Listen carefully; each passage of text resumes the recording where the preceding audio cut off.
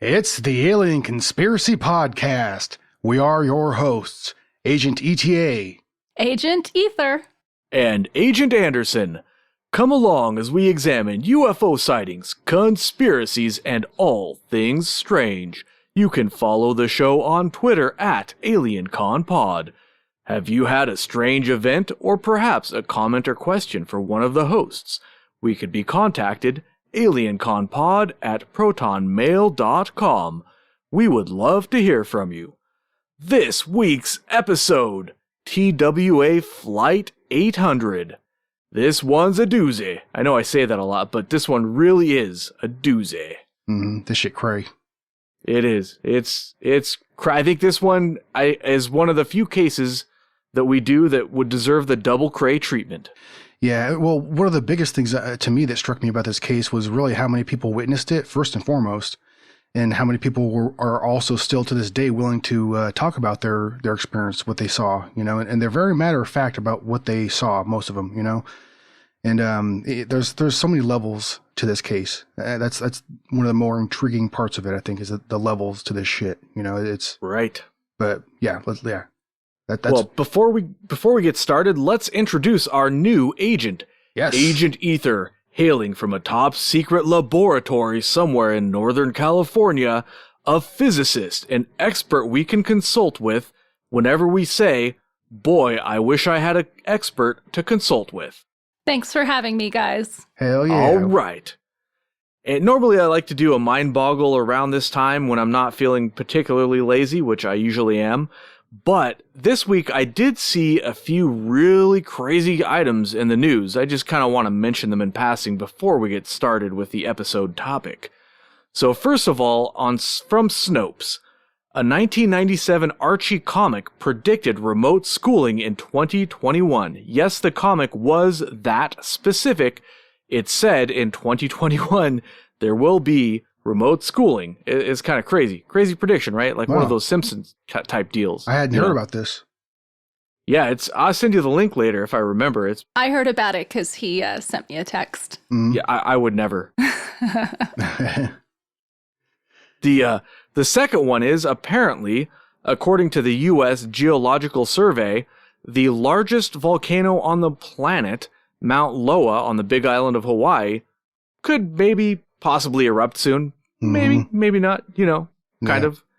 So we'll, be safe out there, I guess. I don't know, man. Hopefully it doesn't. I mean, pay attention to seismic data and stuff, I suppose, at the very least. I mean, yeah. If that thing does go critical, I don't know what the terms are for it, but, if that thing does erupt in a manner terrifying. Well, I mean, yeah, if there's any kind of power to what that thing can do, well, I mean, obviously there is, but there's a lot of people that live right around that area. So, I mean, there'd be a lot of lives at risk right there. It's no kidding. I have a friend with family on the Big Island, so I'll have to give her a heads up. Yeah.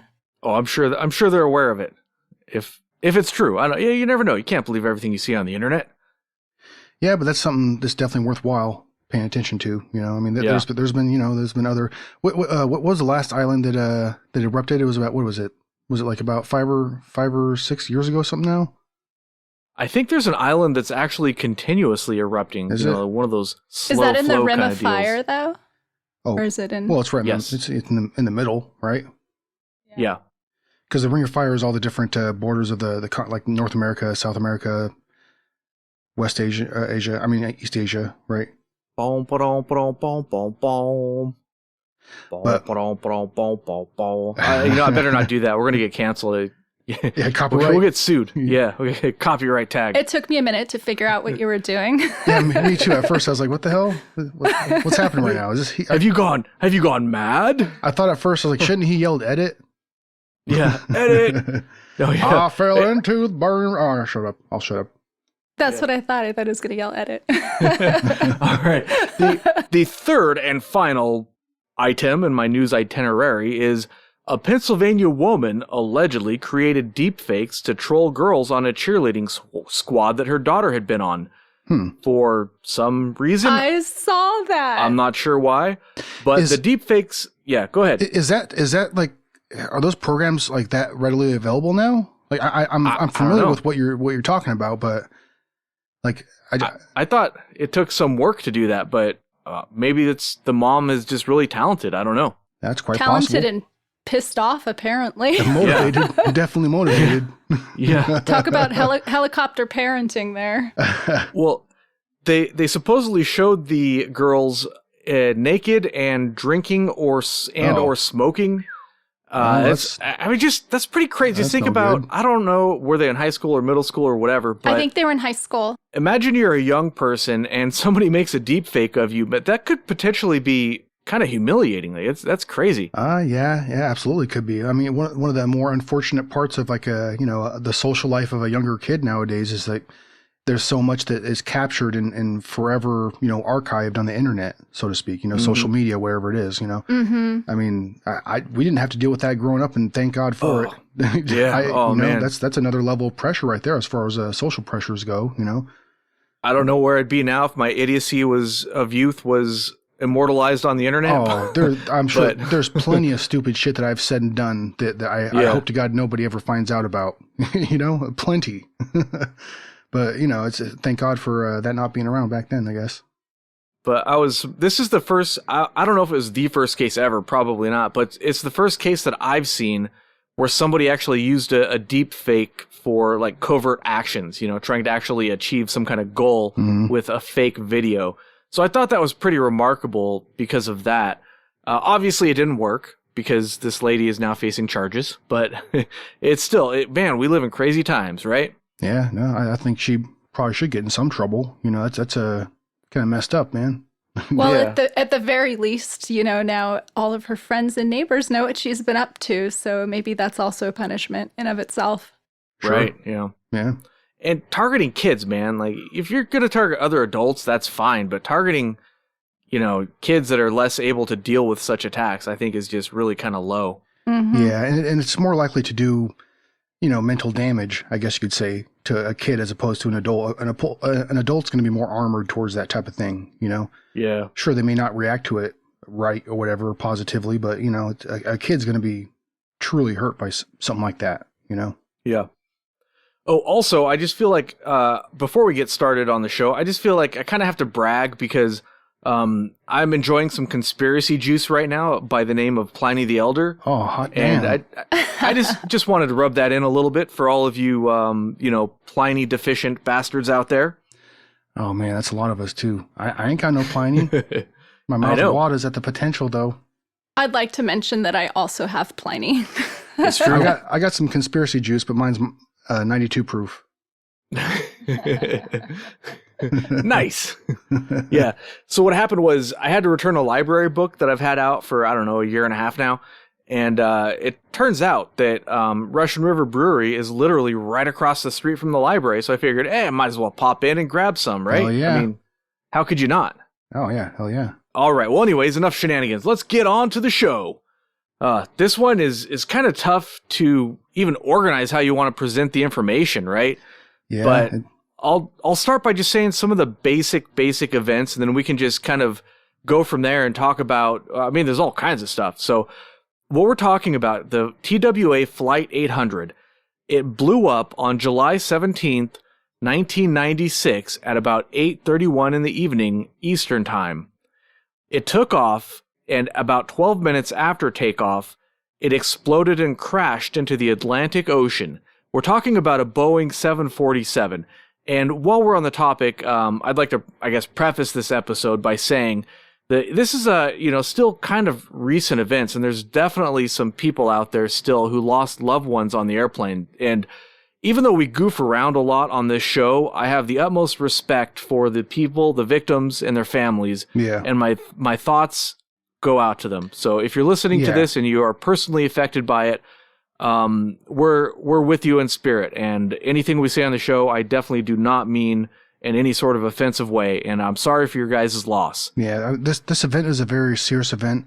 There was 230 people that lost their lives, during this accident or whatever you want to call the event, and that's a damn tragedy. I'm not quite sure why the event took place, but obviously it did. And the circumstances surrounding it are very, they're very questionable. That the story doesn't necessarily line up in many different ways, but the evidence is there's a lot of evidence, quite a few, which we're going to go through shortly here. Yeah. Oh boy, will we? Yeah, it's a web of deception, I think, potentially, on some fronts, and the way that, like, the I guess we should just get into it, right? So you already talked about it. It happened on July 17th, 1996, and later on in the evening, there's 230 people involved in the crash. I'm sorry, go ahead. Oh, I was just going to mention, you mentioned that it was the number of people, but I just also wanted to throw out there, it was the third deadliest aviation accident in the United States history. Mm-hmm. And I also wanted to mention some of the major people we're going to be talking about that investigated it. It was the NTSB, which is the National Transportation Safety Board. Those are the guys that, in general, will investigate every airplane crash. And if you're not familiar with who they are, these people are miracle workers. It's unbelievable what they are able to, like, a 747 will crash, and these things crash going almost the speed of sound sometimes. There'll be little tiny bits everywhere on the ground. They'll take these bits, put them together, and figure out which specific component caused the airplane to fail.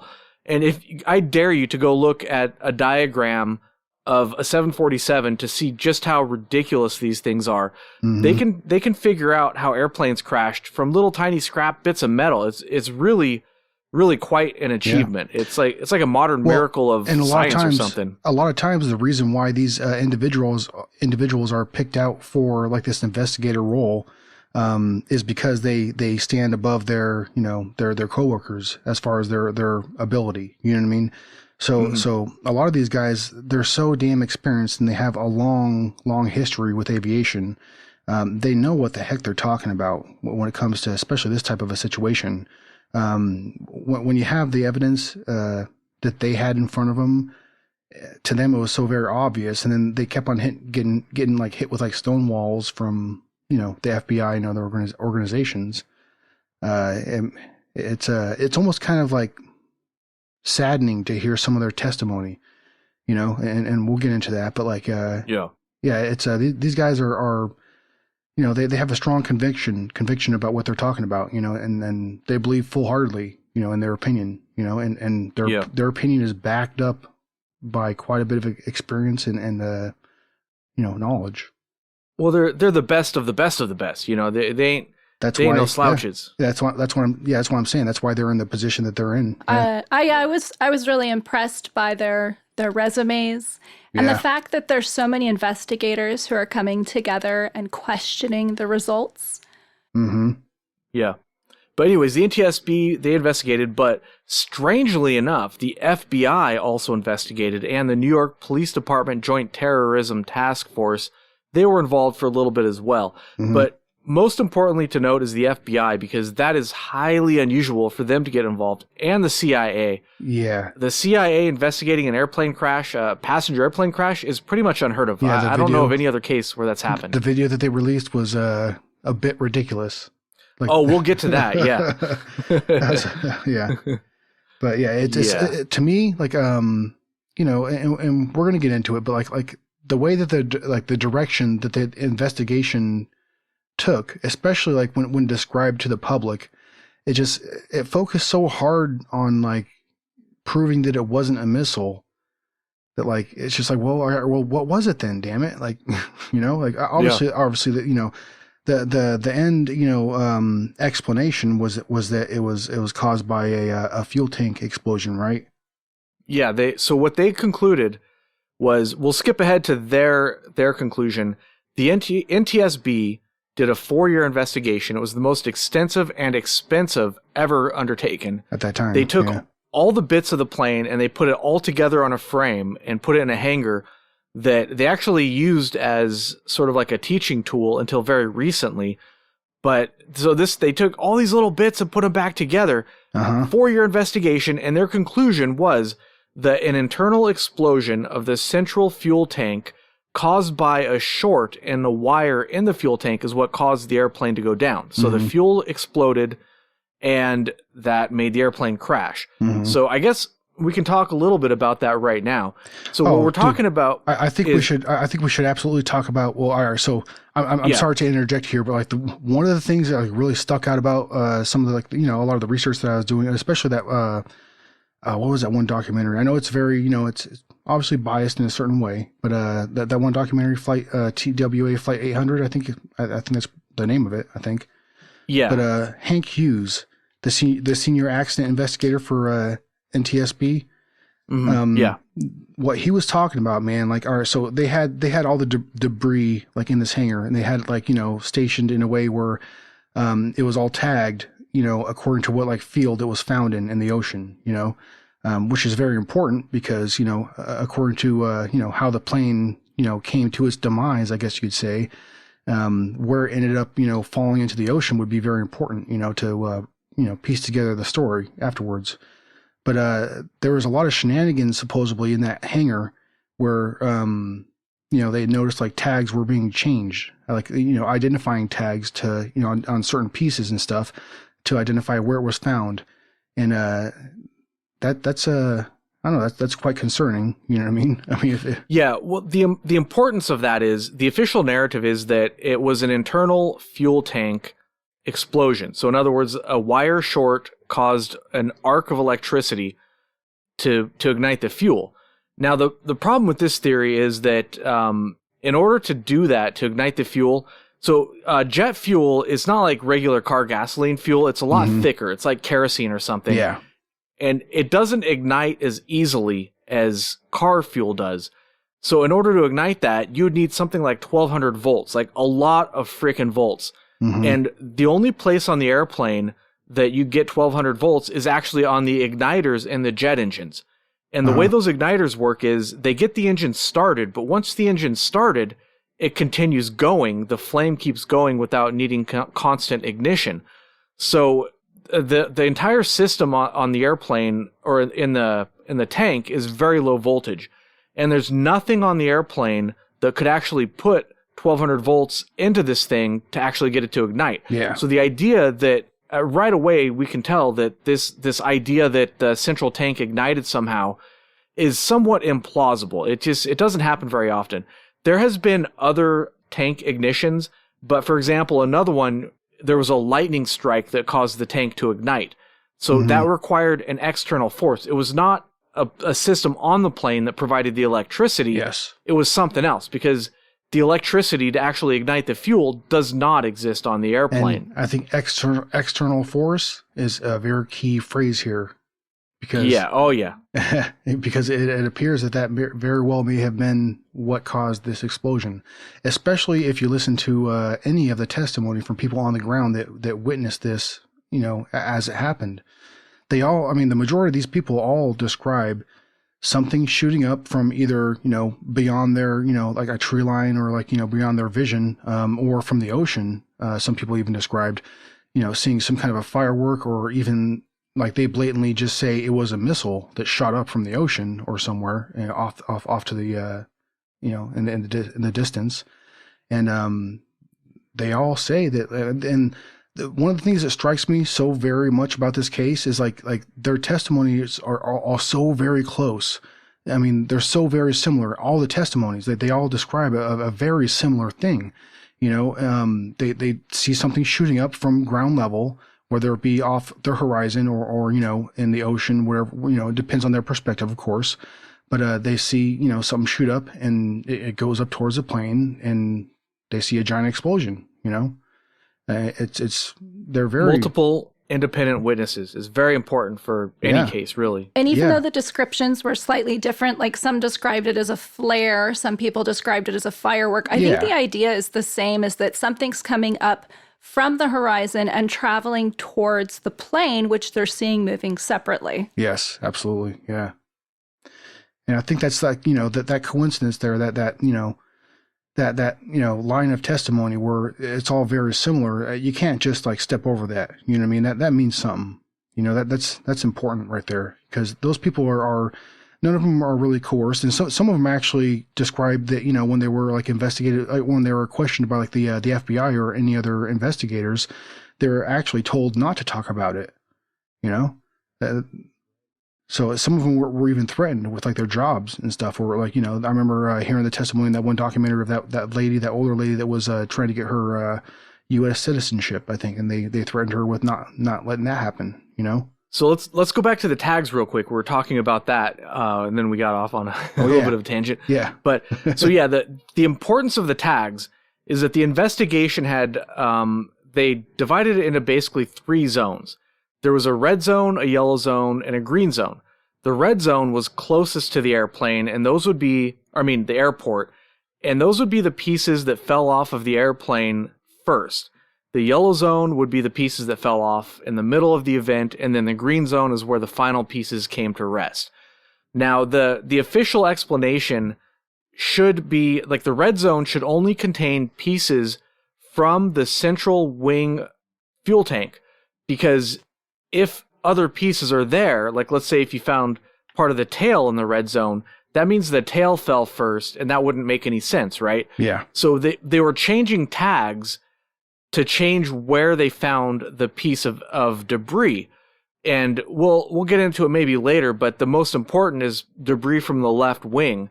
If left wing debris was found in the red zone, or the first parts to fall, then that completely debunks the idea that it could have been a central fuel tank failure. They need the central fuel tank pieces to be in the red zone or the first zone in order for their explanation to make sense, the official explanation. And that's why they were changing the tags, is to kind of make the evidence fit their narrative. Those same kind of tactics seem to be like prevalent throughout their whole investigation. Yeah.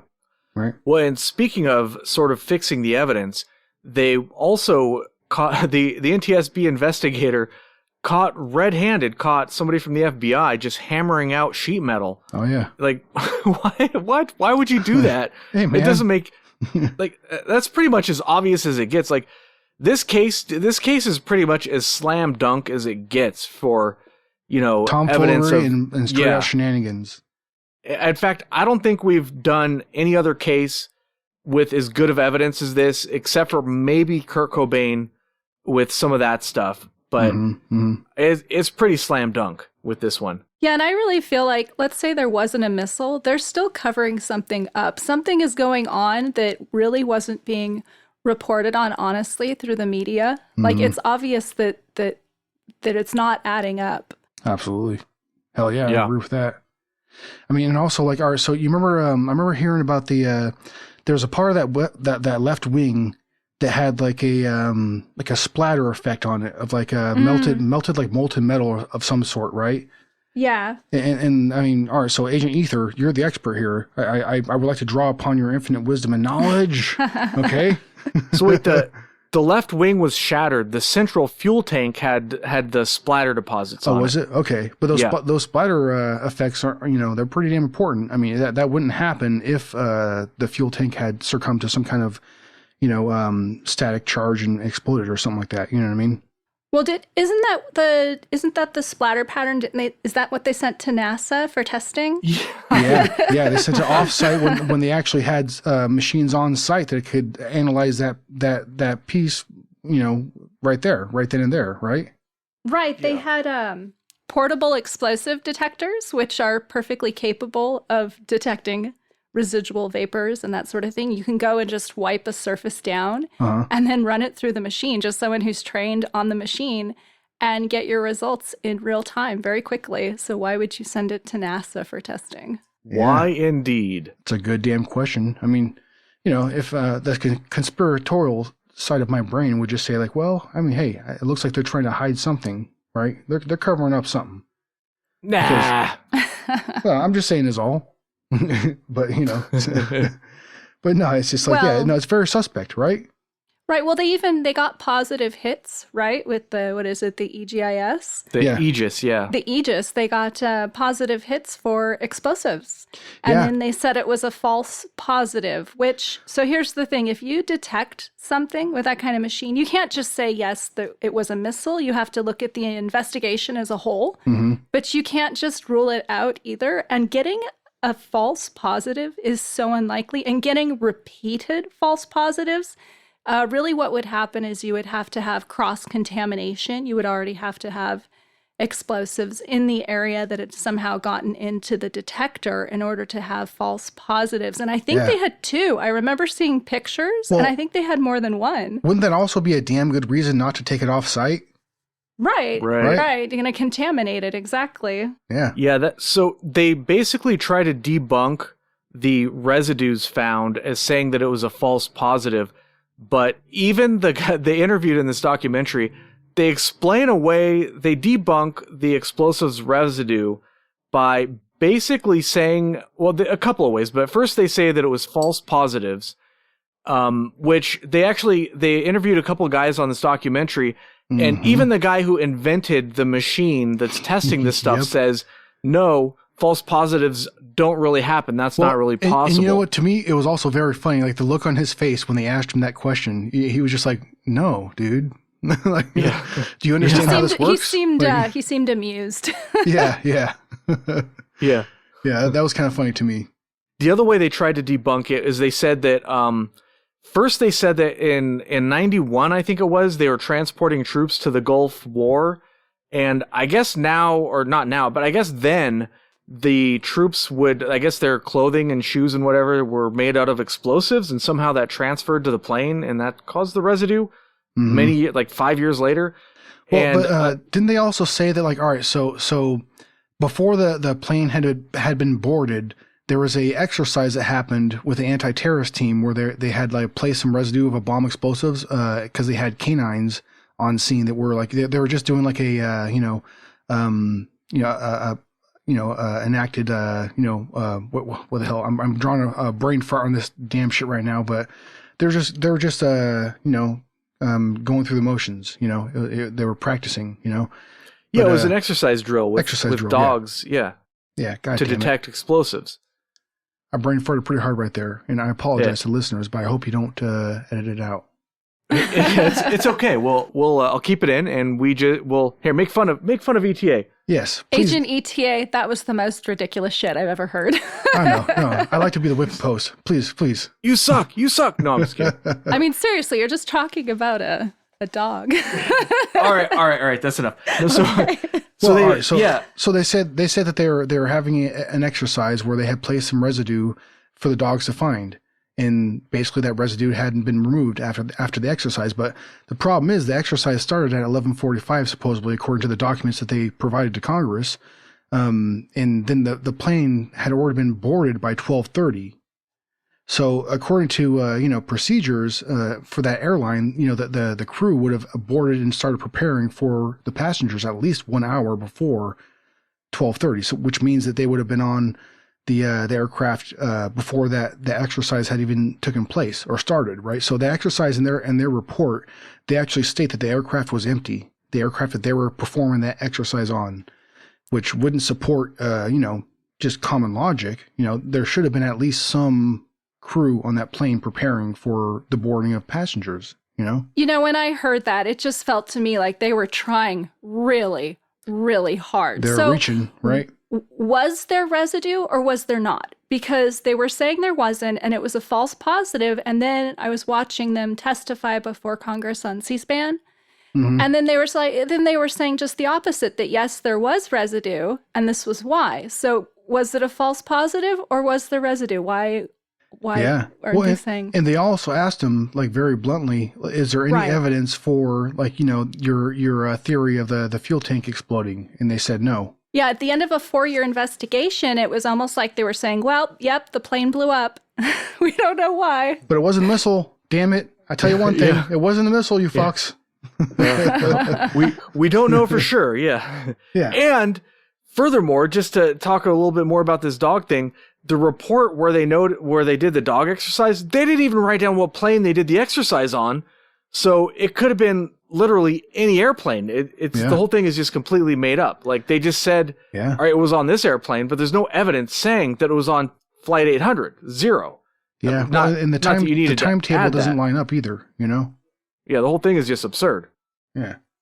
All right. Where do we want to go next on this one? So we were talking about the explosives. We mentioned the splatter pattern on top of the fuel tank, and they were able to tell through the evidence that splatter pattern happened before the fuel tank ruptured, and that would only be possible if there was an external explosion, not an internal explosion from the fuel tank itself. Yeah, because the splatter pattern was consistent across like the breakpoints of the material, so that would be the reason why it happened.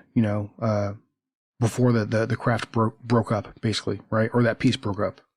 Yeah, exactly. And they actually tested that splatter pattern, and it tested positive for explosives. But that's pretty much where... residue. Yeah. So the splatter pattern was probably explosive residue. In order to find out more, they would have had to do more extensive testing, but they declined to do so because...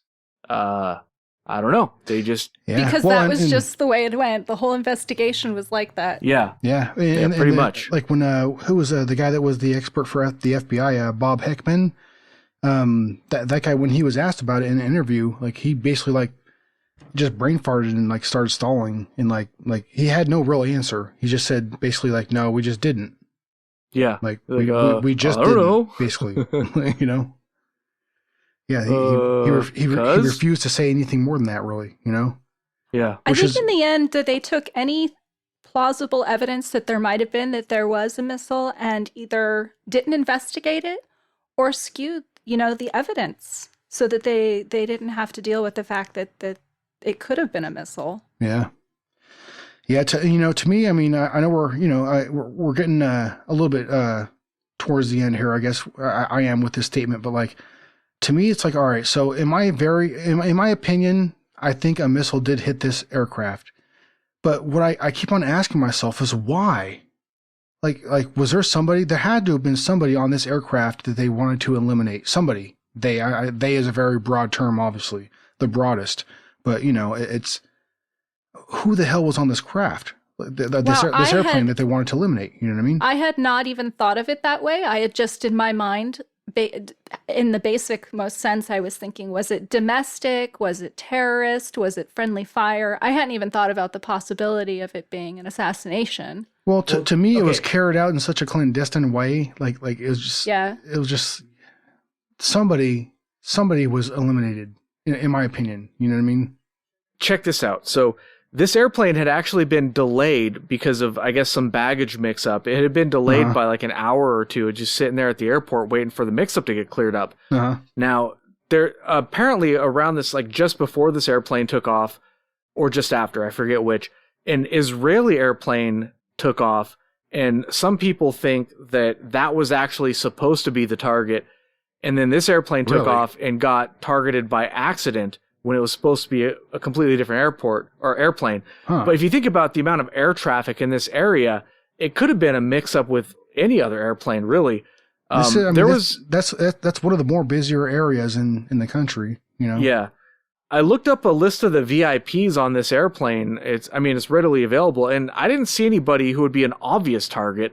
Of course, that doesn't mean that there would be, targets that you wouldn't think was obvious, but on the other hand, it seems a little excessive to bring down an entire airplane when somebody who's a target, you could very easily poison their coffee at Starbucks or whatever it is. Like, it just, I don't know, bringing down an entire airplane would make more sense if there was some sort of cargo or something, but an individual is a target, I don't know. But if it was a terrorist attack, I don't know, perhaps by Saudi Arabia so that our government would automatically cover it up. But nobody ever like claimed it, right? Yeah.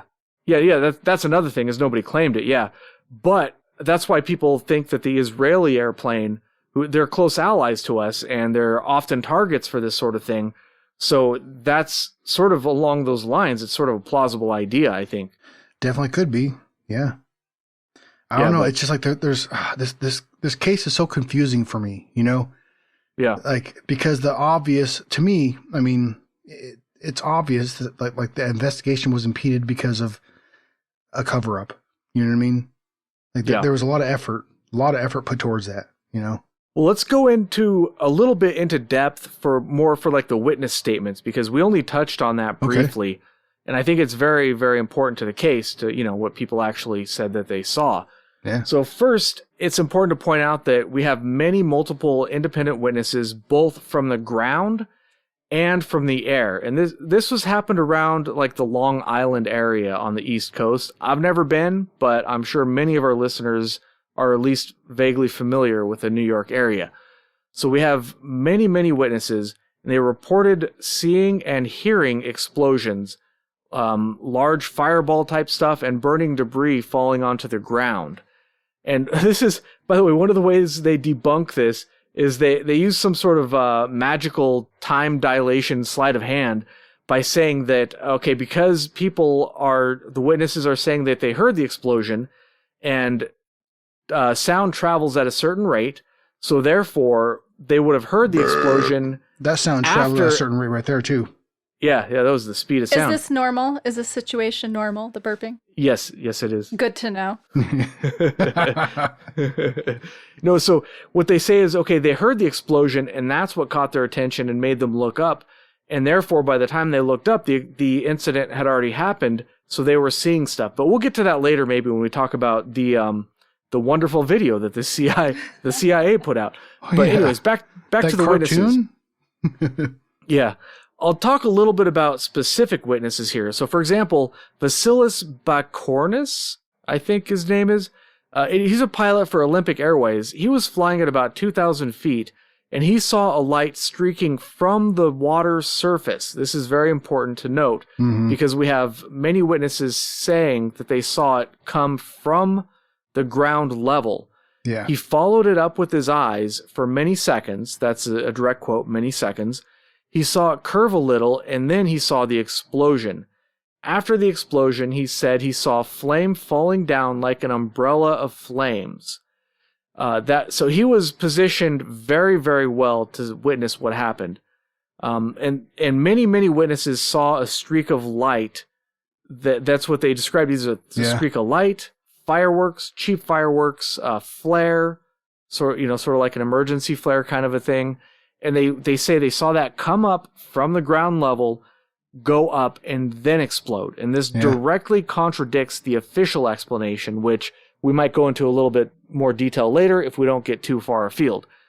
And my conclusion is, like, if it walks like a duck and explodes like a duck getting hit by a missile, then maybe it's a fucking duck getting hit by a missile, right? Quite possibly. Well, there's a lot of those testimonies. They're also like I said before, they're very matter of fact about what they saw. They say, I saw a freaking missile come up from ground level and strike the airplane. Yeah. Basically. Yeah. It's a pretty distinctive thing to see, it's hard to mistake when you see something like that. So it took, these witness statements, it took over 2 years, about 2.5 years, for the NTSB to actually get the witness statements. What happened originally is, the FBI handled the investigation, and they blocked the NTSB from actually interviewing witnesses. And when they did give the witness statements, they weren't statements; they were just summaries of statements. They didn't take it down verbatim. They just took notes on what the witness said. Yeah. Which maybe that's typical for the FBI. I have no idea. But for the NTSB, they're a little more precise than that. But at first, the FBI only gave them redacted summaries of witness statements to go on, and the NTSB is like, what? Come on. After about 2.5 years, the NTSB got their hands on the unredacted statements, but by the end it was kind of too late. But what they found was there was 736 witness accounts, 258 of them, 258 people saw a streak of light go up and then explode, which is, it's important because we're not talking about like 3 people at a barbecue who are drunk and all know each other, because we all know, if you're a listener of the show, alcohol causes hallucinations. So that's another thing entirely, I guess. But the witnesses described the streak ascending vertically, and I'm being just overly specific here because I just want to debunk what the official explanation is. They tried to do some weird sleight of hand with this, but they said it went up vertically from the horizon. Some people saw it traveling horizontally after going up, and seen it exploding after that. They didn't see the explosion and then stuff happening, right? So I have a quote from the NTSB about the witness statements, and they said, witness reports are often inconsistent with the known facts or with other witnesses' reports of the same events. They did not view these apparently anomalous witness reports as persuasive evidence that some witnesses might have observed a missile. So what they're really saying there is that pretty much all of the witness reports are anomalous. Like we don't want that to be the reality, so we choose for it not to be. Yeah. Yeah. But I have one more witness statement that I'd like to read because I don't know, I like to go directly to the source because it's just so much more powerful than talking about my opinion about the source. What do these people say specifically? So here's one of them. It was what we would best describe as a boat flare, a reddish object going up. It went up, and a few seconds later we saw an explosion in the sky. I can't say if it came offshore or onshore. At first, we thought it was a boat flare. It zigzagged a little. We thought it was strange. Then, several seconds later, we saw an eruption of fire. We never heard anything. We saw a fireball, and at that point we identified what was an aircraft. We could see it fluttering down. We were the third boat on Long Island to report the incident to the Coast Guard. It was something going up to it beforehand. Yes, I saw flaming debris go down. Something attracted us to the area before it exploded, and even my wife and my oldest daughter, we all were witnesses to it. There definitely was something there first before the aircraft went down. And that witness is emphasizing that fact because that's how they debunked it we haven't really gotten onto that in detail, but they basically said that what the witnesses saw going up was actually the airplane coming down. Yeah. If that makes sense, which it doesn't. But yeah, so where do we want to go next on this one? There's just so much to talk about. I don't know, man. We could talk about how they talked about how in the NTSB report in 2000, right? They said that the airplane banked up first and then plummeted down, but all the witness testimony would state that the plane got hit by something and then fell like a damn stone, Yeah, and the radar data corroborates that. If the plane they said it traveled up from 13,000 feet to 17,000 feet, which is a decent enough altitude gain to where the radar would notice that. But the radar data shows that it dropped like a rock. It did not gain altitude. Mm-hmm. Mm-hmm. And what they're trying to say, this is the CIA video that we're talking about as well. They made a video to kind of try to debunk what witnesses were saying. So their basic idea is that an explosion happened, the fuel tank explodes, and somehow the nose of the airplane falls off because of that. And because the weight of the nose is no longer there, the airplane just sort of goes up. Mm-hmm. But in reality, what would happen is, so the wings of the airplane provide lift. The airplane is balanced very, very precisely.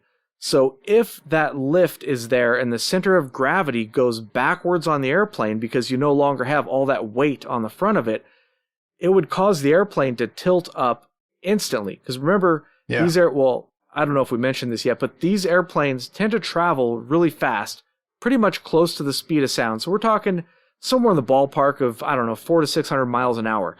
Really, really fast.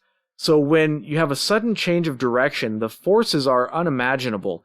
So it would tilt up instantly because the wings are still providing that lift and the center of gravity changes. It tilts up and it's suddenly forced into this stream of air going 600 miles an hour or 400 or whatever it is. Mm-hmm. And that would cause the airplane to basically rip apart right away. There's no going up 3,000 feet. Yeah. It just pretty much disintegrates midair. That's what would happen on this scenario. The scenario they give, it uses kind of like what I like to call Looney Tunes physics, Mm-hmm. It's not how things operate in the real world at all.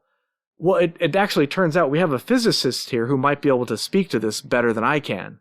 I just wanted to say that I love the CIA video. I think everyone should look for it on YouTube for themselves. I took a class in college, and it was politics and propaganda. And I was never able to look at media the same after that, specifically news outlets. Mm-hmm. This video, it had me laughing like the whole time. It was just so obviously wrong. And the quality. In so many ways. The quality was kind of subpar too, right? Like the production quality. And it wasn't just the physics like Agent Anderson is describing, because he's absolutely right in his description of what would have happened. It was just the way it was done and the voiceover. Not a missile. Not a missile. And it was, underlined they kept and in bold. pointing that out, huh? They really did. And the way it was done was just so blatant, the way it was presented. I found it amusing. And at the same time, I found it offensive, for people who were looking for answers and to the general public to present it this way. Mm-hmm. Ooh, kind of burned me up a little. It's a little bit of a slap in the face, huh? Exactly. Yeah. So let's talk a little bit about the investigation itself. One of the interesting details I came across was that the FBI was sort of the gatekeeper to the investigation. All of the debris, any information or whatever, they only shared what they wanted to share with the NTSB, and that wasn't a lot. And they also absorbed quite a bit of information and, artifacts, I guess you could say, Yeah, a lot of the debris for the plane that was critical to understanding what happened just went missing. Yeah. Got sent to, NASA for no reason, stuff like that, Because they've ever NASA in the history of anything has never investigated a plane crash. It's weird, man. Mm-hmm. Maybe someone at NASA owed someone at the FBI a favor. Who knows what's going on behind the scenes? A special kind of favor. A special kind of favor. Oh, well, hot damn, those are the best kinds. Speaking of, so you folks may notice that Agent Kruger is mysteriously absent this time. And I talked to him earlier, and he was kind of using code words and stuff, but I got the gist of it. He got a gig working for like an Eyes Wide Shut party as like the cleanup crew. So if you guys are wondering where he is, that's where he is. Is that a true story? Yeah. Yeah, he's a sinner. 100% true. Yeah. All right. So I know I'm supposed to be like on your guys' side, but I am a skeptic right now. You're a skeptic? I'm a skeptic about that statement. Well, you've never been to one of these parties, so. They're highly secretive. Yeah. Not just anybody can go, you got to be part of the club. Even to work there as a cleanup crew. Even to clean up, good to know. They don't let just anybody have that job. Mm-hmm. Yeah. You never know what you might observe. Agent Ether here has a little presentation for us. What do you got for us, Ether? So I was diving in after I watched the documentary on the flight, which I found really interesting even the second time around. And so I started investigating on my own, just looking for additional information, because Agent Anderson had mentioned that someone had picked up parts of swatch, like from the seats, to analyze them. And so I wanted to find out more about that. And there was this whole deep throat kind of situation where there was a newspaper reporter, and his source, he called him the Hanger Man.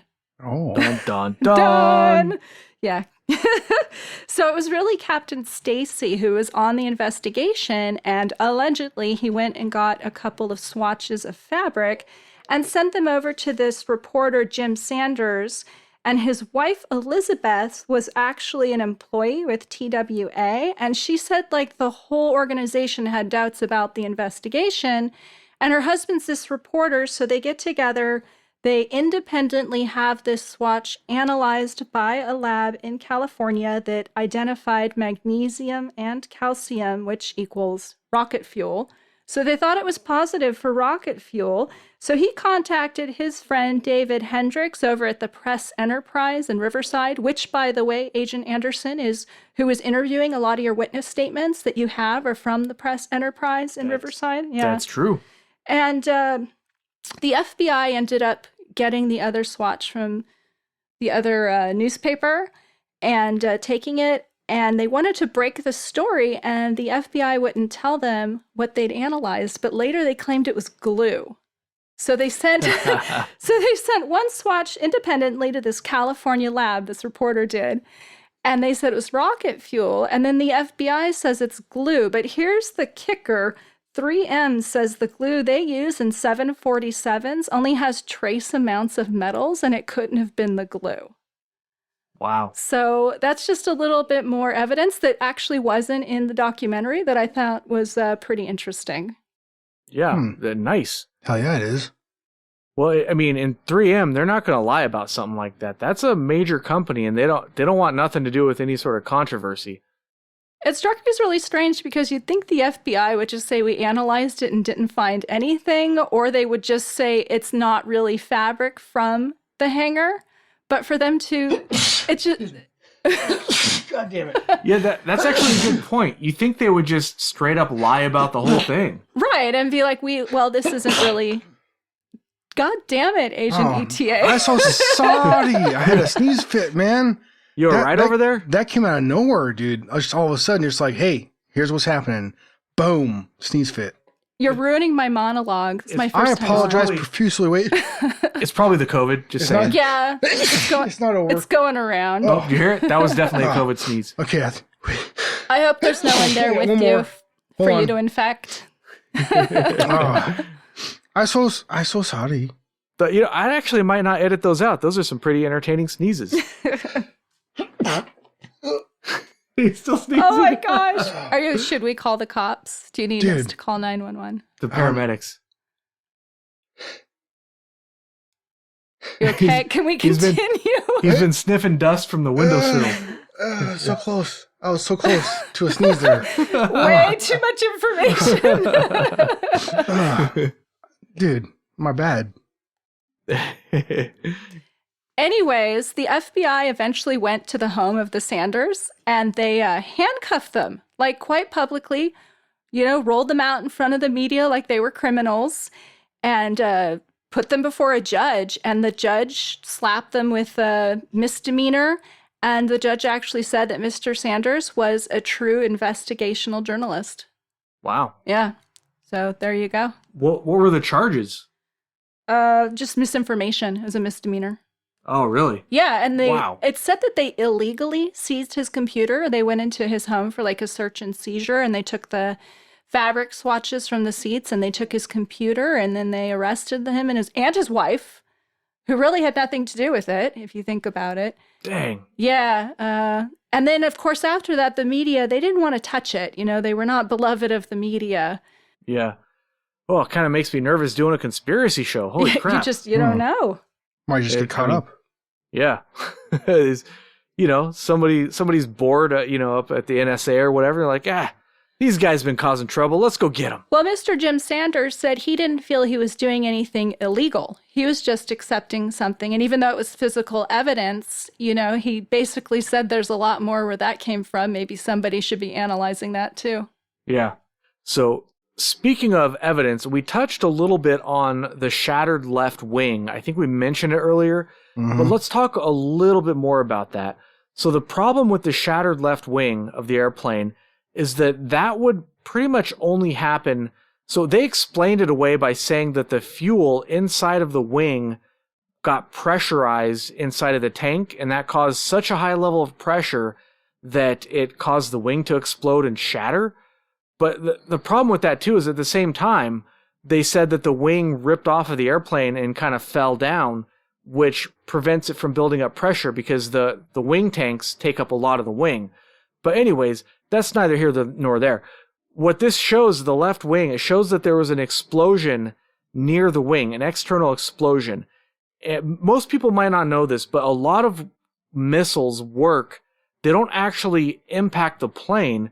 They explode near the plane to do the damage. And then the shockwave and shrapnel or whatever will damage the plane. It's a lot more effective than trying to actually hit the plane because your target's a lot bigger, your potential target zone. So this left wing damage shows that it wasn't shattered internally, but there's fractures and stresses on the metal in the wing consistent with an external explosion, not with an internal explosion. And not to mention, I just like to point out that these airplanes are specifically designed not to explode. So the idea that the wing could somehow build up pressure and explode, it's a little far-fetched. But anyways, the idea is that the left wing was shredded by an external explosion, and that would have caused the lift on the left wing to not happen anymore, and it would have caused the plane to sort of, list and glide to that side, which is what witnesses actually reported. The plane tilted in its flight and started going down because it essentially lost its left wing from the explosion. And that would have also caused the fuel to come out of that wing.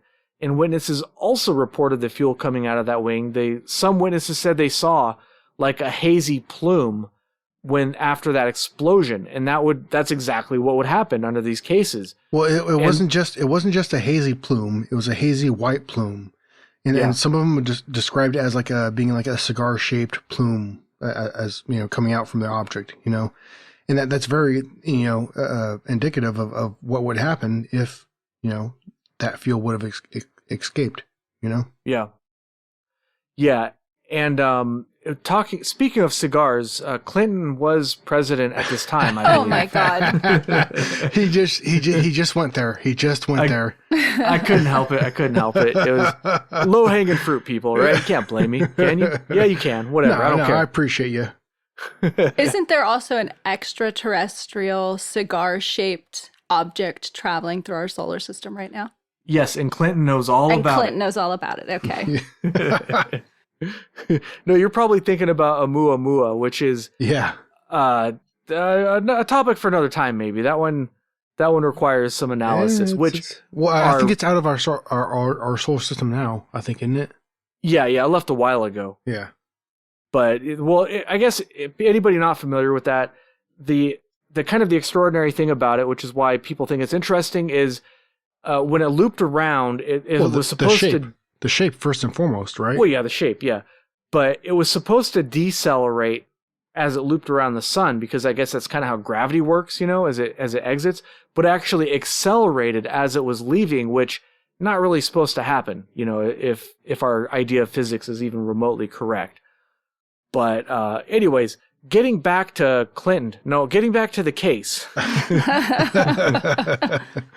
Whichever comes first, man. Yeah, where were we here? I got a little distracted. I don't know. You tell me, bro. Edit. Yeah, edit. Let's see. All right, since we're editing, I'm going to blow my nose. All right, we talked about that. We talked about the false positives. Oh, my. Are you sick? Oh, excuse me. He's got the COVID. I already told you.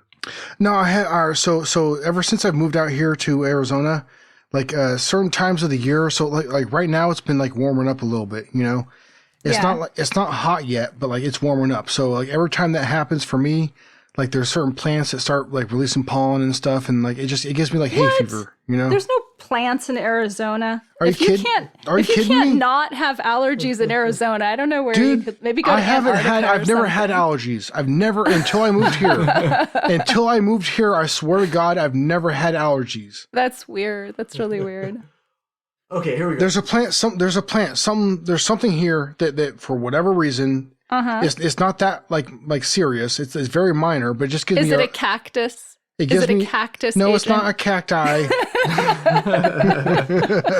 I don't believe so, because I don't think that they release pollen from what I remember. But anyways, dude, we had the Satan. We had the Satan of plants at UCR.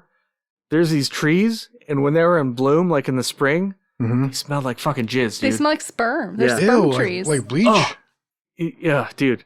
Yeah, it was nasty. I don't like that. That's gross, dude. Yeah, they were white, right? Yeah, the white flowering trees. White flowering sperm trees. They look very pretty. But you could just see people walking around. Why would that plant have developed that defense mechanism? I don't know. It's probably just a coincidence. But you could the first day of spring, you could see students walking around with this look on their face, what the fuck? They knew what they were smelling, but they had no idea why. They're maybe I should go home. Something very strange has happened on campus, and I don't want to be witness to it. Yeah. Oh, good times. It does sound it sounds like good times. Oh yeah. Oh, it was a blast. I tell you what. But all right. Anyways, back to the case. Oh yeah. Yeah, so there's a couple of parts of the radar data we haven't mentioned yet. So you can actually look up the radar data, and it's kind of like just a mess of crap on the picture, triangles and squares and shit. I don't know what any of it means. But you could look on the radar data. There's a track of a Navy airplane. It's a P-3 surveillance anti-submarine airplane. It's used to detect submarines, right?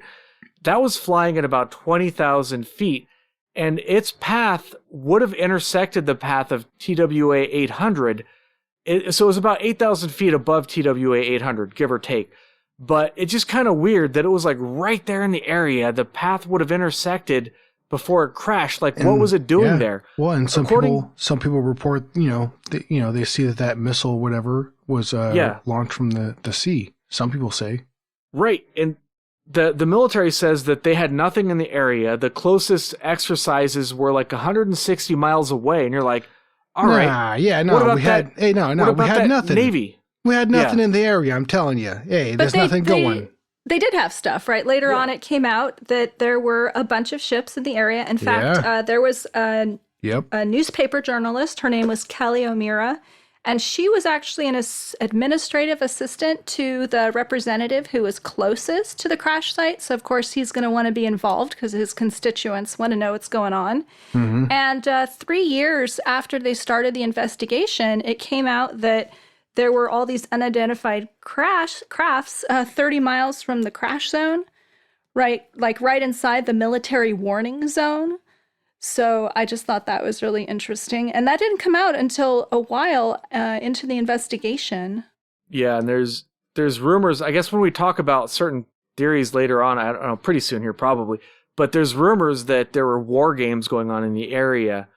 But maybe we'll talk about that later, I don't know.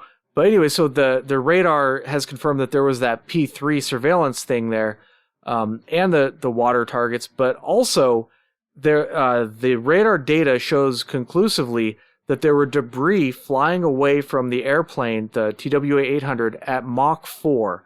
Now, the official explanation of the central fuel tank explosion would have been a subsonic low-energy explosion. No debris would have reached anywhere near Mach 4. The only way to achieve Mach 4 debris would be with a high-energy explosion like that of a missile, and the radar data proves that this happened, that the debris was... it's radar data, it's actual data, it's really hard to refute it, Mm-hmm. So that's kind of a smoking gun right there. That Mach 4 debris would not have been present outside of some kind of missile strike. It's pretty much makes it an open shut case. Mm-hmm. Besides all the other many, many things we've talked about. Right. It's not just one thing for me that's a smoking gun. It's that, I think, mostly combined with the statements of the eyewitnesses. And then, of course, the quality of the people who are on the investigation who are questioning its outcome. Yep. That, for me, really make this not a conspiracy theory, but more of a cover-up. Yeah. Absolutely. Yeah. Absolutely. Yeah. One other topic we haven't really talked about yet is the warning for the faint of heart. We're going to talk a little bit about the bodies that they found. So the chief medical examiner was interviewed, and he said that they took a lot of metal out of the bodies. There was metal embedded in the bodies, which kind of weird for what the official explanation is. The medical examiner, they took the pieces of metal out of the bodies, and they kept them all separate, and they notated where they got the metal from, how deep it was in the body, what part of the body it was, and all that stuff. They sent all these samples to the FBI, and when the samples were sent back to the NTSB, they were all in like the same containers. They were no longer labeled and separated, and that makes the pieces of metal pretty much useless for anything as far as an investigation goes, because if you had that data, you could say what direction they came from and the force behind them and whatever. Just the pieces of metal and the bodies alone would be highly useful for reaching conclusions as to how this happened. So I think we've covered all the major topics, but there's actually one other thing I'd like to point out that's kind of maybe not obvious at first, but if you're not aware of, most people probably don't know of what an airworthiness directive is. An airworthiness directive is something that the FAA has. It's like a law that they write, and they say that they're written in blood because they only make these things when people die because of an airplane malfunction. Airplane malfunctions, people die, and then they come out with what's called an airworthiness directive, which is like an immediate order to repair whatever systems are malfunctioning. So when something like a fuel tank explosion happens, often they will ground all of the airplanes that could potentially be affected, order an immediate emergency repair, which is the airworthiness directive, and they will repair this stuff right away. So with this case, what happened was they had a suggestion, not an airworthiness directive, but just a suggestion that maybe we should put inert gas in the empty parts of the fuel tanks to prevent the vapor from exploding. And it took, guess how many years? 13 years for the first airplane to be fitted with this inert gas system. That is really unusual, because if we are to believe the official explanation that this was somehow a short, they would have acted on that right away. It would not have taken 13 years for them to do something about that. They would have made it happen immediately, because they don't want these airplanes blowing up. You know, it's very deadly if you have a malfunction like this. So that's just, it's not really a critical piece of information, but it sort of just demonstrates how the official explanation is pretty much complete bullshit, essentially. All right. So do we want to talk about like what we think, any specific theories or ideas as to what might have happened? I'll go first. Yeah. Go for it. So having looked at the evidence and done a little digging myself and watched the documentary twice now, I really feel it was a friendly fire incident where a missile was accidentally set off, and unfortunately the passengers suffered. Or died. Died. By which I meant died, yeah. Yeah. ETA, would you go along with that, or do you have any different ideas? I would, in some way. They all died, unfortunately. You know, goddamn, that's a lot of people. You know, but like, I think I also agree with that theory that like they were targeting somebody, and maybe they hit the wrong plane. Maybe they didn't. I don't know. But like, you know, I think that because of the circumstances and the way that this plane met its own demise, which would appear to be a missile, you know, there was some kind of expediency in the situation. You know what I mean? Like whoever decided to launch this missile, which that is my opinion, that this plane was taken down by a missile. Whoever made that decision was you know, worried about something, and they wanted to take care of something, you know, a problem that they had. You know, I don't know what that is, but that's my opinion. I think that this plane was taken down on purpose. Whether it be the right plane or the wrong plane, maybe, I don't know. That's possible it's the wrong plane, but I think it was taken down by a missile. Yeah, I think that's without a doubt that there's two things I'm 100% sure of on this case. It was a missile, and there was a cover-up. I have no doubt in my mind whatsoever that it was covered up. Now, why was it covered up, and who shot the missile? That's where the questions are.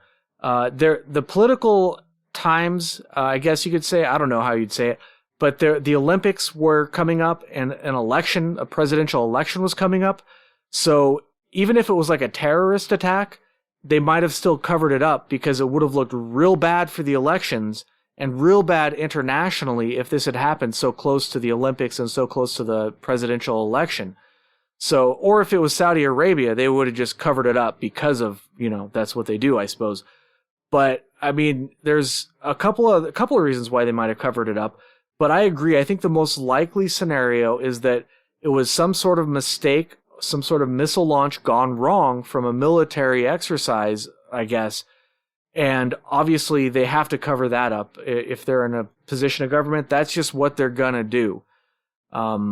So I guess that's pretty much all my thoughts. And I agree with what you two guys said. Anything else before we close up this one? No, I guess I really appreciate you guys having me on. I had a lot of fun. All right. Well, thanks for listening. You can follow the show on Twitter at AlienConPod. We also have an email address, alienconpod@protonmail.com. We would love to hear from you.